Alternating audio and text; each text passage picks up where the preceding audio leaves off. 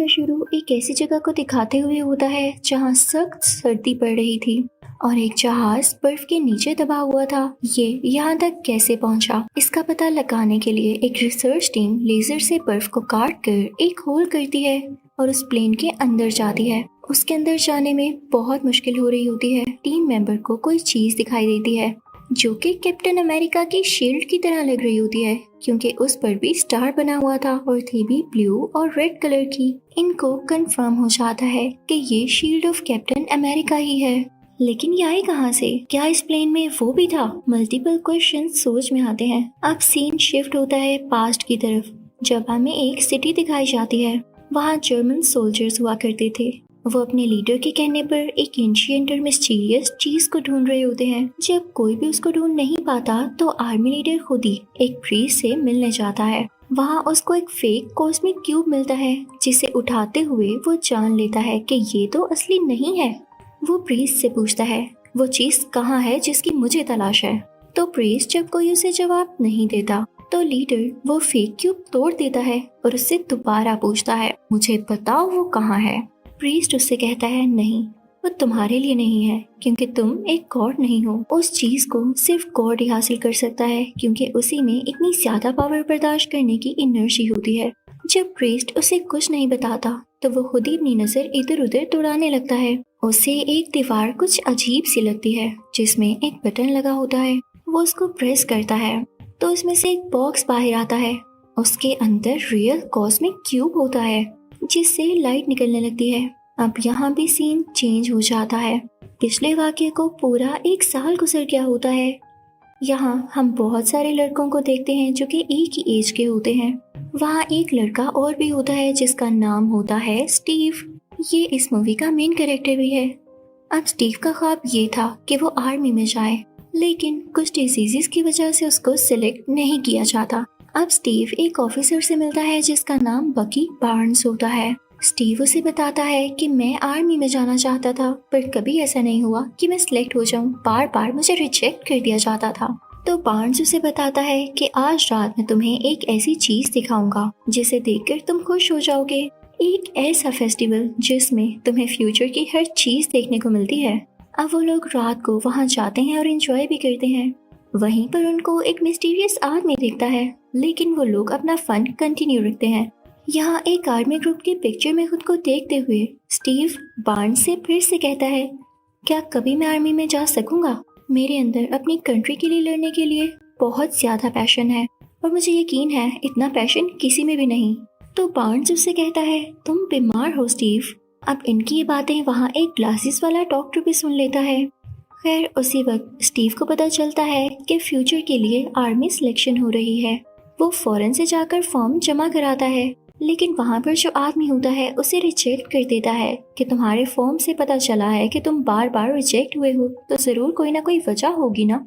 लेकिन तभी वहाँ वो डॉक्टर आते हैं जिन्होंने उनकी बातें सुनी थी। वो डॉक्टर एक साइंटिस्ट भी थे। वो स्टीव से इंटरव्यू लेते हैं और उसके फॉर्म पर 1A लिखते हैं, यानी फर्स्ट एवेंजर कैप्टन अमेरिका, जिसके बारे में स्टीव खुद भी गेस नहीं कर पाता।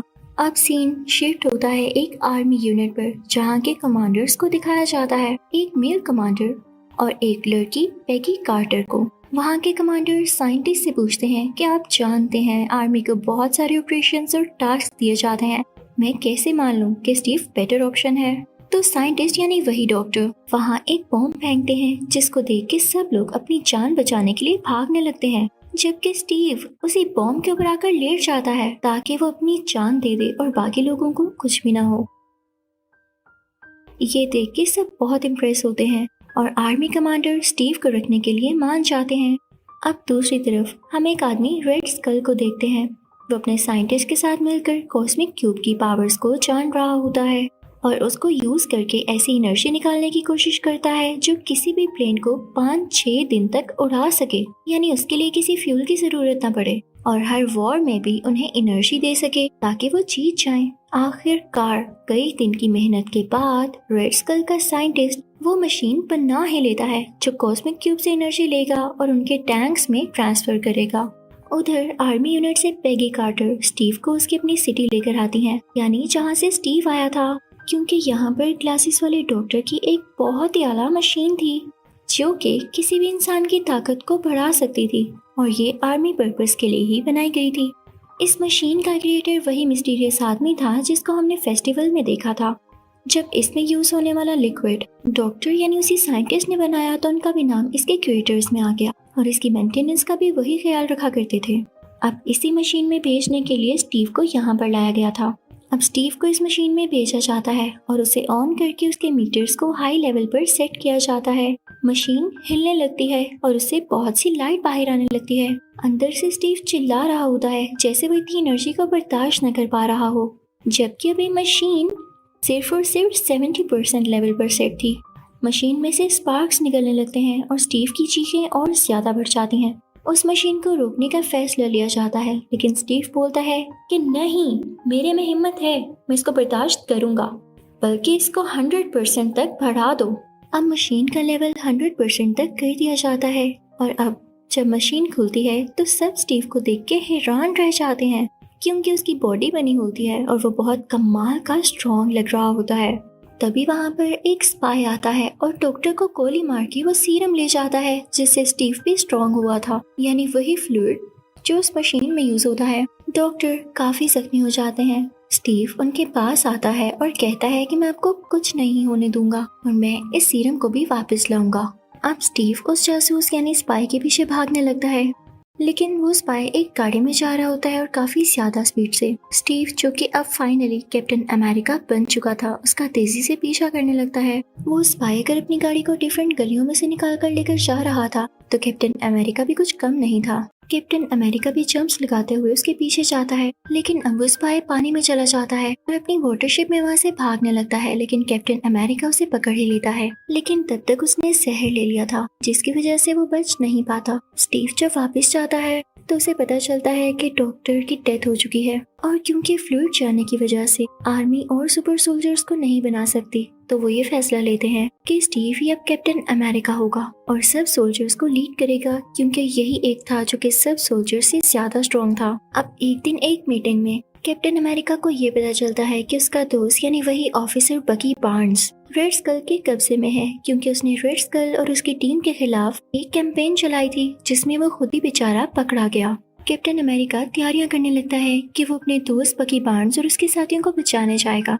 जैसे ही वो उस जगह पर एंटर होता है तो वहाँ पर फायरिंग शुरू हो जाती है, लेकिन जैसे तैसे करके कैप्टन अमेरिका वहाँ जाने के लिए मैनेज कर ही लेता है। अंदर जाकर देखता है कि बकी बार्न्स एक स्ट्रेचर के साथ बंधा हुआ है। वो काफी घबराया हुआ होता है और शायद होश में भी नहीं होता, लेकिन जैसे ही कैप्टन अमेरिका वहाँ जाकर उसे आजाद करवाता है यानी उसे फ्री करता है तो बार्न्स को कैप्टन अमेरिका देख के उसकी जान में जान आती है।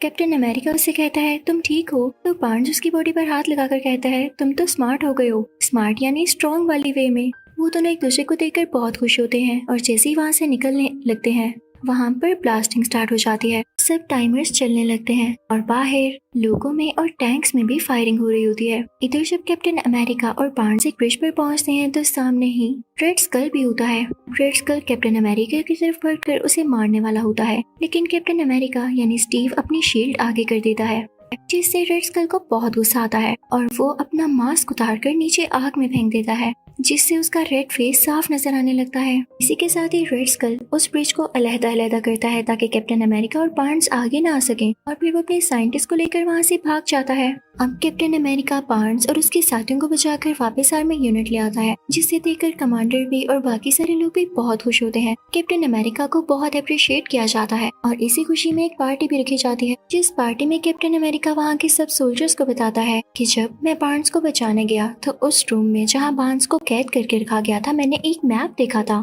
जिस पर रेड स्कल ने कुछ कंट्रीज के फ्लैग्स बनाए हुए थे और इसका यही मतलब है कि वो हमारे बाद इन कंट्रीज पर अटैक करेगा, तो हमें इसके लिए ध्यान से रहना होगा और क्यों ना हम उन कंट्रीज को बचाएं। इससे हमारी इज्जत बढ़ेगी और लोग हम पर ट्रस्ट करने लगेंगे। इससे बड़ी बात क्या होगी। अब कैप्टन अमेरिका के साथ ही तैयार हो जाते हैं और अपने हथियार भी रेडी करने लगते हैं। वहाँ पर कैप्टन अमेरिका को एक नई शील्ड दी जाती है। अब कैप्टन अमेरिका अपने साथियों को लेकर एक ट्रेन की तरफ पहुँचता है जिसमें उस रेड स्कल का साइंटिस्ट था। वो लोग उसे पकड़ने ही यहाँ पर आए थे। कैप्टन अमेरिका अपनी सारी टीम को उस ट्रेन के अंदर भेज देता है और कुछ उस ट्रेन के ऊपर ही होते हैं और यहीं पर ही जब एक रस्सी की मदद से बार्न्स भी उस ट्रेन पर चढ़ रहा होता है तो ट्रेन एक खतरनाक जगह से गुजरती है और बार्न्स नीचे गिर जाता है। अब रेड स्कल का साइंटिस्ट इनके कब्जे में होता है। कमांडर जब उसे क्वेश्चनिंग करने लगता है तो इनको ये पता चलता है कि वाकई रेड स्कल ने उन कंट्रीज पर अटैक करने के लिए बहुत सारी प्लानिंग कर रखी है जिसका डाटा उनकी बेस पर है। तो कैप्टन अमेरिका देर ना करते हुए अपने साथियों से कहता है कि हम वहाँ पर बाइक्स पर जाएंगे और वो जंगलों से होता हुआ सुनसान इलाकों से होता हुआ बाइक्स पर बड़े मजे से उनकी बेस पर जाने लगता है। अब बहुत एफर्ट के बाद कैप्टन अमेरिका और उसके साथी उस बेस तक पहुंच जाते हैं जहां पर रेड स्कल को इनके आने की खबर पहले से हो चुकी थी। उसने अपना प्लेन रेडी कर लिया होता है और वहां से निकलने वाला होता है, लेकिन कैप्टन अमेरिका उसको ऐसे कैसे जाने दे सकता था। तो वो भी एक गाड़ी लेता है और अपने साथियों के साथ उसका पीछा शुरू कर देता है। उस कार में वो कमांडर और पैगी कार्टर भी होते हैं। कैप्टन अमेरिका इतनी तेज गाड़ी चलाता है कि उस प्लेन तक पहुंच ही जाता है। कैप्टन अमेरिका चुपके से उसके प्लेन के अंदर जाता है और उसे ढूंढने लगता है, लेकिन तभी रेड स्कल पीछे से आकर उस पर वार करता है। उसके हाथ में एक लेजर गन होती है जिससे वो उसे शूट करने लगता है, लेकिन कैप्टन अमेरिका इस चीज को लेकर बहुत अटेंटिव था तो वो अपनी शील्ड से उस लेजर के वार को रोकता रहता है। अभी रेड स्कल आगे आता है और उसे टांगों से पकड़कर नीचे गिराता है। कैप्टन अमेरिका भी ऐसे ही करता है। वो एक दूसरे को कमर और टांगों से पकड़ पकड़ कर गिरा रहे होते हैं।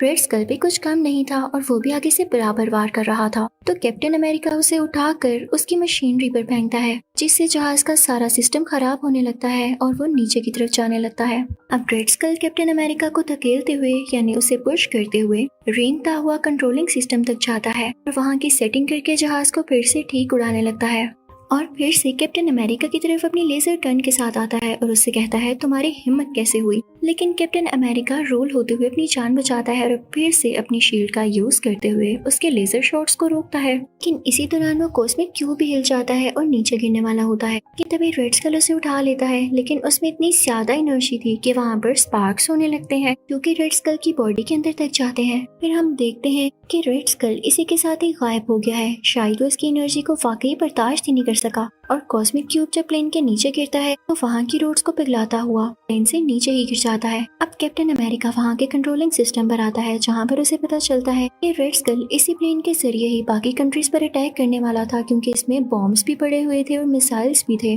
कैप्टन अमेरिका सोचता है कि मेरे पास और कोई चारा नहीं रहा, अगर टाइम खत्म हो गया तो प्लेन अपने आप उस जगह पर मिसाइल छोड़ने लगेगा और मैं नहीं चाहता कि मेरी कंट्री तबाह हो जाए। तो वो अपनी जान सेक्रीफाइस करने का डिसीजन लेता है ताकि वो इस पूरे प्लेन को क्रैश कर देगा किसी ऐसी एरिया में जहाँ पर बर्फ ही बर्फ हो और ब्लास्ट हो तो सिर्फ उसी जगह तक हो और किसी पॉपुलेशन को या किसी इंसान को कोई नुकसान न पहुंचे। तो वो साथ ही पैगी कार्टर को कॉल करता है और उसे सब कुछ बताता है कि पैगी, मैं अपनी जान कुर्बान कर रहा हूँ। यहाँ पर पैगी काफी उदास हो जाती है, शायद वो उसे पसंद करने लगी थी और ना भी पसंद करती हो, ये सीन था ही इतना इमोशनल। और फाइनली कैप्टन अमेरिका आर्कटिक के उसी इलाके में अपना ही प्लेन क्रैश कर देता है। तभी तो हमने मूवी की स्टार्टिंग में देखा एक रिसर्च टीम को बर्फ के अंदर ये प्लेन कैप्टन अमेरिका की शील्ड मिली थी जो कि इसी वाकये यानी सीन से कनेक्टेड थी। तभी हम उस मशीन के क्रिएटर को देखते हैं, उनको पानी में से वो कॉस्मिक क्यूब मिल जाता है। तो वो कहते हैं अगर कॉस्मिक क्यूब मिल सकता है तो हमारा कैप्टन अमेरिका क्यों नहीं। जल्द ही वो रिसर्च टीम कैप्टन अमेरिका को भी ढूंढ लेती है, उन्हें होश में लाया जाता क्योंकि अब 70 साल गुजर चुके थे। कैप्टन अमेरिका होश में आने के बाद बिल्कुल ठीक ठाक था क्योंकि उसमें उसी सीरम की पावर्स जो थी। तो उसको जिस रूम में रखा जाता है रूम का सारा सेटअप भी पुराना होता है, इवन उसके पास रेडियो भी बड़ा होता है ताकि कैप्टन अमेरिका को कुछ अजीब कि वो अचानक से फ्यूचर में कैसे आ गया। लेकिन रेडियो पर जिस मैच की कमेंट्री चल रही होती है कैप्टन अमेरिका कहता है इस मैच में तो मैं खुद बैठा हुआ था, तो इसकी कमेंट्री लाइव कैसे चल रही है। वो भाग कर बाहर जाता है, तभी उसे एक आदमी मिलता है और कहता है अरे तुम बाहर आ गए, हमने सोचा था हम तुम्हें आहिस्ता आहिस्ता बताएंगे ताकि तुम घबराओ नहीं।